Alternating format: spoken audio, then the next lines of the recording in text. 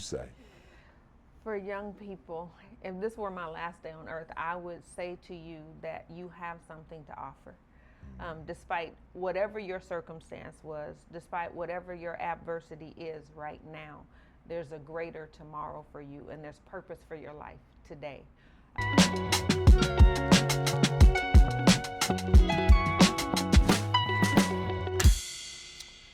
Man, I'm so excited today. First and foremost, for those of you who don't understand, I have a very special guest. We're going to go into our history, but before we go into our history, I want you to understand the stuff we get ready to talk about could be a little bit challenging, uncomfortable, but the reality is that's what we do. We want to make sure that you are aware that what we're doing now is really identifying things that need to be talked about.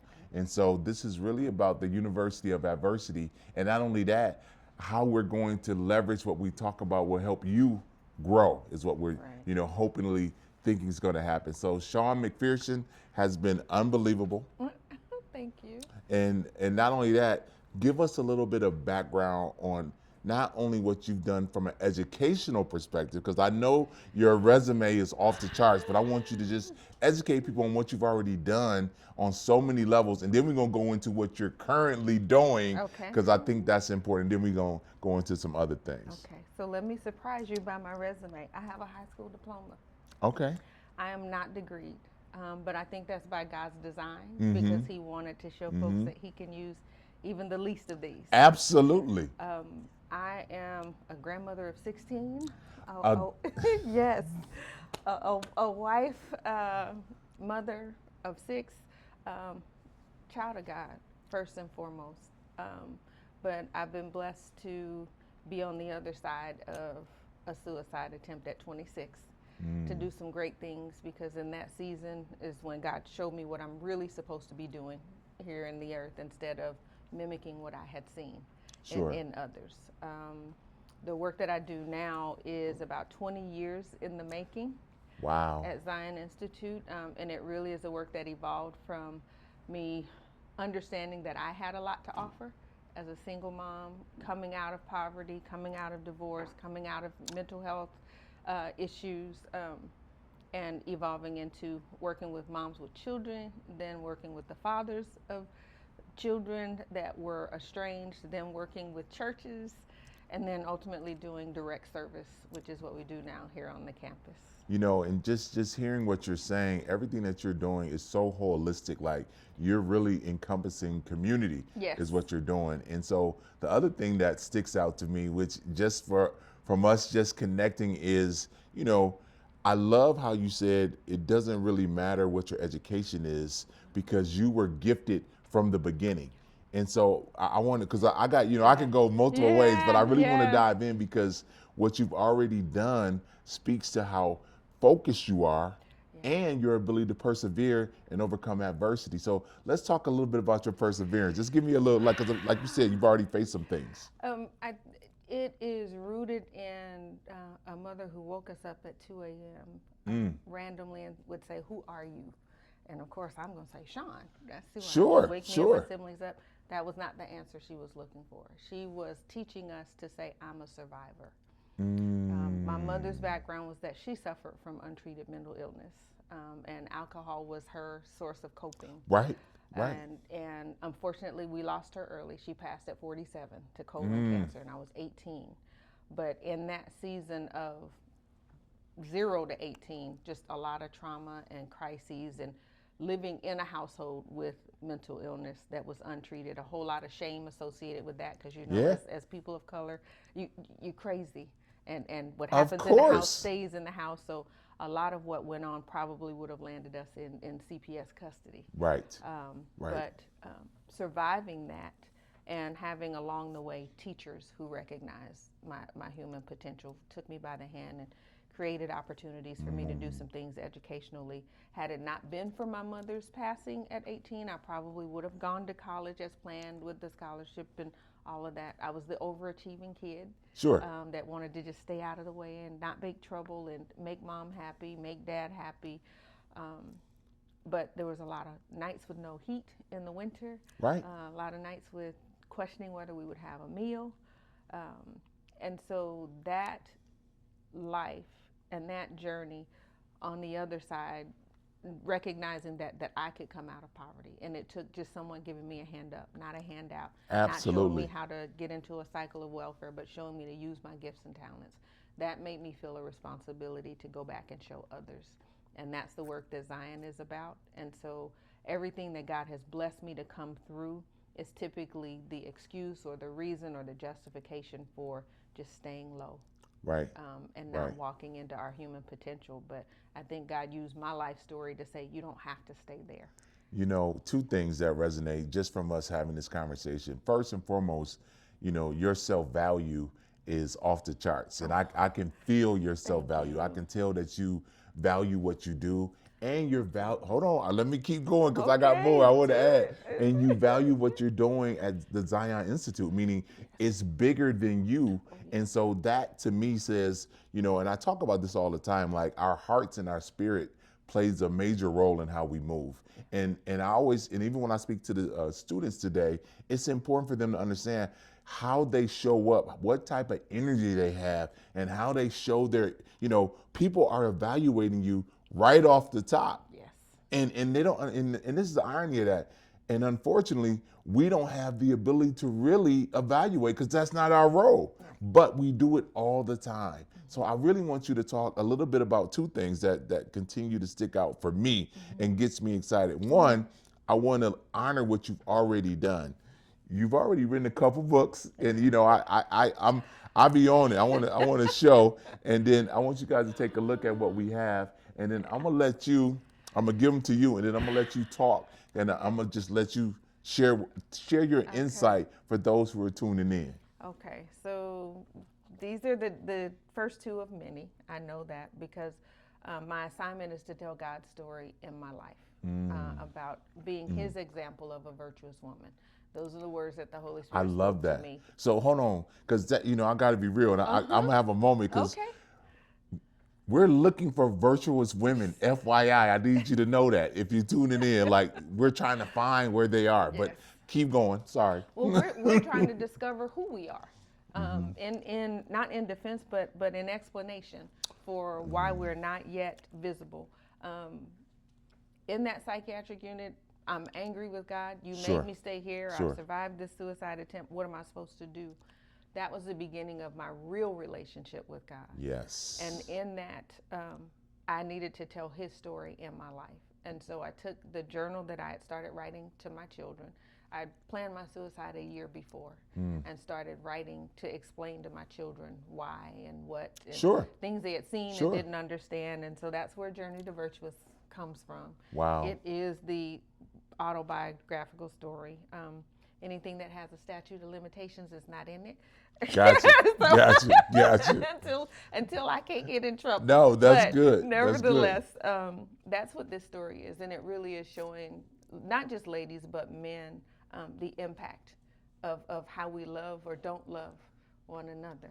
So I want to have a moment just for a second, and because I think it's relevant, and a lot of people don't talk about this, but you know, and if you haven't tuned in or if you haven't seen me or heard me speak or any of that stuff, I had suicide ideation. So I went through my own personal journey of feeling helpless, worthless, unappreciated, Yes. etc. Yes. And in the Black community, we don't talk about it. No. And I want to make sure that we have to kind of man up, woman up, whatever we want to call it, so that we can start having conversations so that not just to allow it to unfold, but to find solutions. Right. Right? Right. And I'm super excited because now I have time where I just have self-care. Like I just put on my headphones, or I don't want to hear what you got to say. That's it. Nothing is important other than me taking care of myself. That's it. And people don't take time because we live in a society that's so,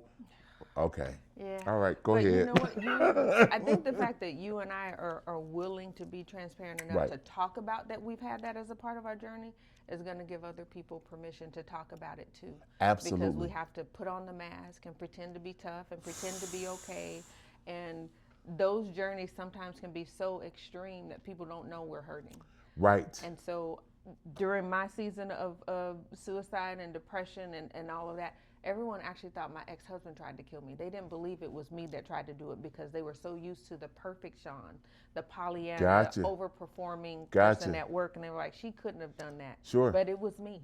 Right. And so that's Journey to Virtuous. And so fast forward, coming into purpose after running for 7 years, because it took 2 years to finish the journal, took 7 years to heal from the shame of the journal. Sure. To make it public. And the first edition of it didn't have my face, because I said, if this goes wrong, people are going to have to prove it's me. Right. So, right. You was like, hold on, I still want to protect That's myself. right. No, That's right. everything you're saying, I can relate to. So I'm not sure, but I want to say this because I love how there was growth when you were going through this process, and people don't want to talk about. And I hate to say this, but you already could tell how I'm growing right now. Yes. But people don't realize this. Nobody has all the answers. Everybody tries to pretend like they know what's going on. Are you serious? Right. So we got to really take a step back and be humble enough to realize there may be things that I don't know, and let me experience it and grow, and then get better. Yes. Get better. Yes. All right, I'm gonna be quiet. No, Go ahead. that's No. okay. This is good. I think taking the journey, that's why it's called Journey to Virtuous. I'm still on that journey. Yes. I still have moments of uncertainty. I just had this past weekend taking a journey to speak in front of total strangers and do something that I had never done. But even in that, I had tears afterwards, because as they gave me applause and they, congratulated me and encouraged me with the fact that I had encouraged them. Sure. I had to reflect on the fact that I really didn't think that was possible out of me, even though it's what God told me to do. Right. And so recognizing that I'm still discovering my own value. I'm still on this journey to Virtuous. And I think part of that is good because it keeps me in a place of humility where I don't get so puffed up. I love that. And in other places, it's like I've got to be courageous enough to tell the story and not be worried about what other people think, because it's not for me. It's for the ones who need to hear it. It's for them. And as you know, with Moses couldn't speak. But then when he had to speak, okay. So you already know, like all that stuff is so important and relevant. And this is going to sound crazy. And I love what you said when we first started this interview. You're honoring God in what you're doing. And I'm in a very similar space, because I realized, like, at some point, and I talk about this too, like, especially men, we normally die around 70, 75 years old. If women you get there. Women 80. And so I'm 52 years old. So I'm thinking to myself, I'm 52. That means I got 18 years left of my life. Let me tune in and do what I was supposed to do. And not get distracted by what you're saying or this and that, because our society, this cancel culture, and I'm gonna talk to the kids about that too. We got to stop that, because you're limiting your potential to become the best version of yourself. So I just appreciate us having this conversation. Now let's go. Permission to Thrive is the fast forward. As I've come into purpose and I'm walking out what God has told me to do, I'm getting hit by some trucks.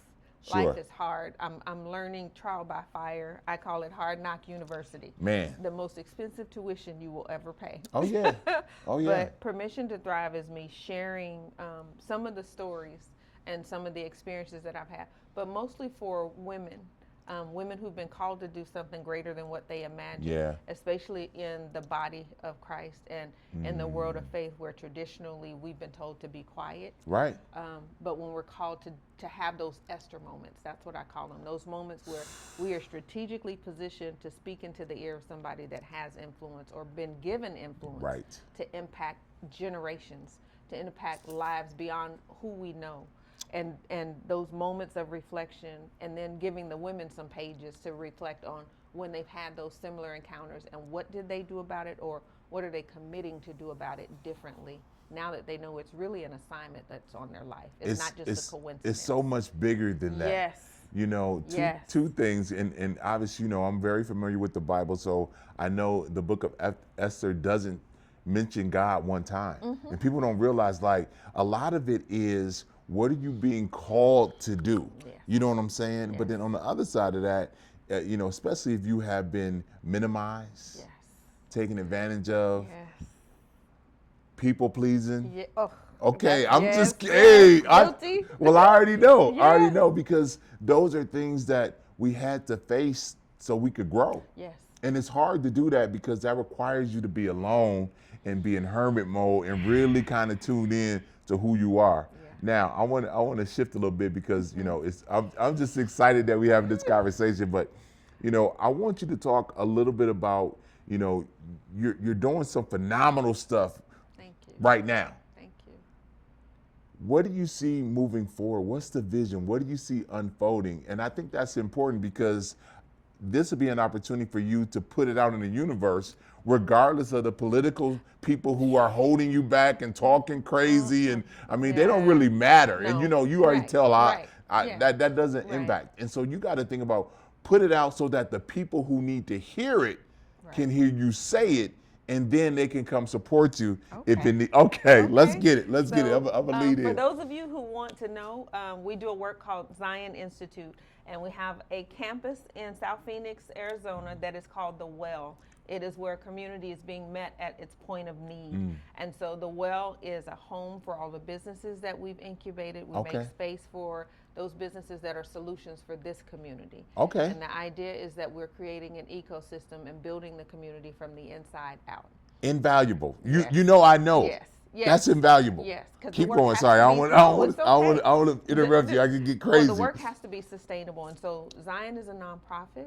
But the way that we use our nonprofit is to build capacity for other businesses, for-profit and nonprofit. Sure. So our longevity in these 20 years has allowed us relationships where we can write grants and we can hire the businesses that we Okay. help to train and incubate and launch, and then use them as the service providers. And we also have the ability in that incubation to train up and to shore up and to strengthen their capacity. love that. So that they can become independent. But this campus has an integrated health center, so we do medical and behavioral health services. Okay. We have the education wing that is child care preschool. We have a private school K-12 on the campus, Wow. so you'll get a chance to speak to those Yeah, students. absolutely. We have carpentry training for the youth. We have the arts through the Artist Quarter. We have Safe Baby, which is car seat installation. You name it, it's here. Well, and I when you gave me the tour, I think I saw a workout facility too. Yes, Okay. we have the fitness room. So Healthy Heart is one of the businesses that we incubated as well. It actually was launched by my daughter with the Okay, focus on healthy okay. eating, active living, mostly for seniors because she's an RN and she saw seniors dying and being put on medications and no solution being sought to really heal them, but rather just treat symptoms. And so Healthy Heart is focused on a holistic health. So I love it is that. not just Western medicine, but naturopathic opportunities, fitness as well, nutrition education, teaching them how to cook healthier, teaching them how to do things right within what they have to live healthier. And so it's just a great work. Oh, you see I'm smiling. I'm just like, It's great work. and that gets me excited. And I love your passion. I love how committed you are. And I want to share two things, and then I'm gonna give you the last say of really what you want to share with whoever's tuning into this podcast show. But one of my mentors, pretty much like my father. I didn't have a dad growing up, so I want to make sure I say that. Ended up coaching me in high school. Okay. We got a 35-year relationship. Wow. Okay. Was at Michigan State University, just retired. Okay. And after he retired, he had cardiac arrest. He died for 18 minutes. And I'm on his board now because we travel and educate people on CPR and using AEDs. So I'm planting a seed with you for the yes. future. Yeah, I'm being Yes. very strategic Yes. because communities, especially communities of color or people who don't have access to it, don't really know what to do if somebody has cardiac arrest, heart attack, any of that stuff. And education Yes. is key. Yes. And so my thing is I'm planting a seed, but I'm not asking you to do anything. I'm just asking you to process My wheels it. are already turning. So. But I really want you to share if you had if this is going to be your last day of life, and I got to challenge you because I'm like that. What message would you share with our younger generation? If this would be your last time to communicate to them, what would you say? For young people, if this were my last day on earth, I would say to you that you have something to offer. Despite whatever your circumstance was, despite whatever your adversity is right now, there's a greater tomorrow for you, and there's purpose for your life today. The education is valuable. Although I'm not blessed to have a degree yet, I still plan to go. Yeah, absolutely. But God made my journey differently, but it didn't make me invaluable. It didn't make me valueless. Yes. I should say. Yes. It didn't make me useless because I didn't fit up to society's standards. So young people, you have something to offer. And stand up and stand out boldly in who you are. Well, again, two things I want to say. And one, I want to hold up the book so you guys can take another look. Please feel free, share your website, Okay. and then we'll call it a day. Okay. It's been an honor to Thank interview you, but you. tell us a little bit about where they can find you. Okay, you can find out more about Zion Institute at thezioninstitute.org. You can find more about Journey to Virtuous and my coaching and consulting at whisperconsulting.com, but it's WISPHER. That's an acronym for Who is Shawn Pearson. Okay, Because I I'm love still it. discovering who I am, but Whisper Consulting, that's where you can find out more about me. Or you can come and see us in South Phoenix, 1522 East Southern Avenue, 85040. There's plenty of work. There's plenty of space for your gift or your talent if you're here in the city. Thank you guys for tuning in to the University Through Adversity.